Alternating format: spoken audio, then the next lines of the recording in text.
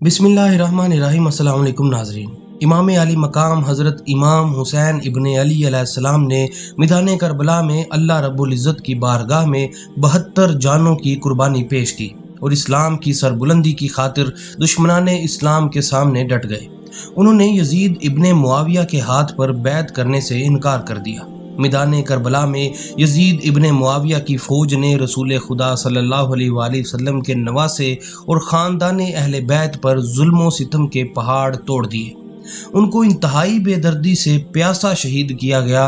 बेशक खालिक कायनात ने बरोज़ क़यामत उन लईनों के लिए जहन्नुम में सख्त अजाब तैयार कर रखा है, लेकिन ये कैसे मुमकिन था कि वो इस दुनिया में भी निशान इबरत ना बनते।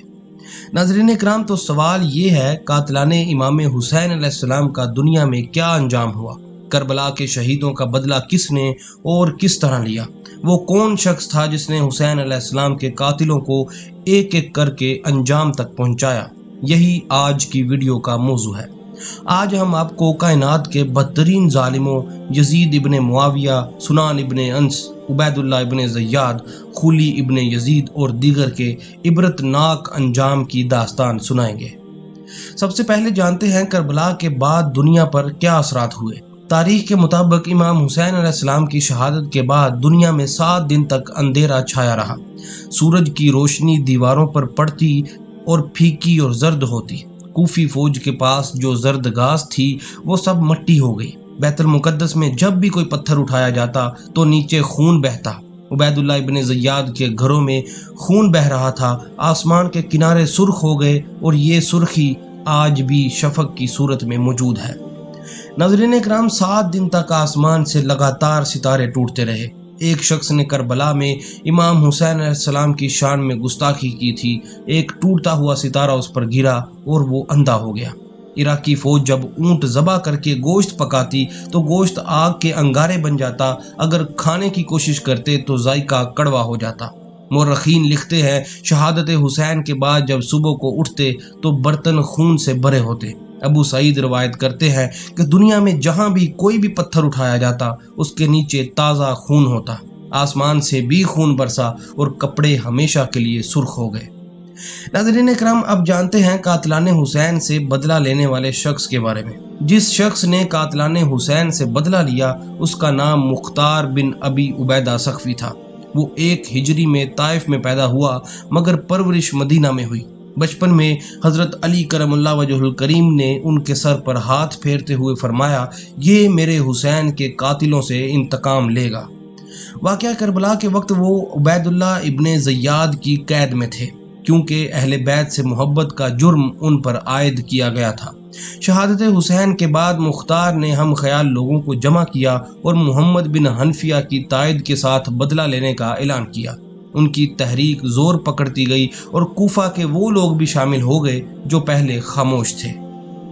नाज़रीन इकराम, अब जानते हैं कातिलाने हुसैन के अंजाम के बारे में। हुसैन अलैहिस्सलाम के गले पर खंजर चलाने वाले शिमर को मुख्तार के हुक्म से नेज़ों के वार करके हलाक किया गया और लाश कुत्तों के आगे फेंक दी गई। हजरत अली असगर के गले पर तीर चलाने वाले हरमला को तीर मारकर हाथ पांव काट कर आग में जला दिया गया। हुसैन अलैहिस्सलाम का सर तश्त में रखकर इब्ने ज़ियाद को देने वाले खुली का हाथ, पांव और सर काट दिया गया। हजरत हुसैन अलैहिस्सलाम के सीने में नेज़ा मारने वाले सुनान इब्ने अंस को गिरफ्तार करके जिस्म के अज़ा काट कर रोगने ज़ैतून की देग में डाल दिया गया। जनाब अब्बास अलैहिस्सलाम पर तीर चलाने वाले हुक्म बिन तुफैल को तीर मारकर वासिले जहन्नुम किया गया और उबैदुल्लाह इब्ने ज़ियाद के जिस्म के टुकड़े करके घोड़ों से कुचलवा कर आग में जला दिया गया। नाज़रीन इकराम, इन सब से ज़्यादा इबरतनाक अंजाम यजीद का हुआ था। इमाम हुसैन की शहादत ने हज्जाज के लोगों के दिलों में यजीद के खिलाफ शदीद नफरत पैदा कर दी। मदीना के अकाबरीन ने उसकी हकीकत जानने के लिए वफद दमिश्क भेजा। वहाँ उसकी अय्याशी, शराब नोशी और फस्को फजूर देख कर सब ने मदीना वापस आकर ऐलान किया कि यजीद फासक, फाजर, तारक नमाज और शरीयत का दुश्मन है।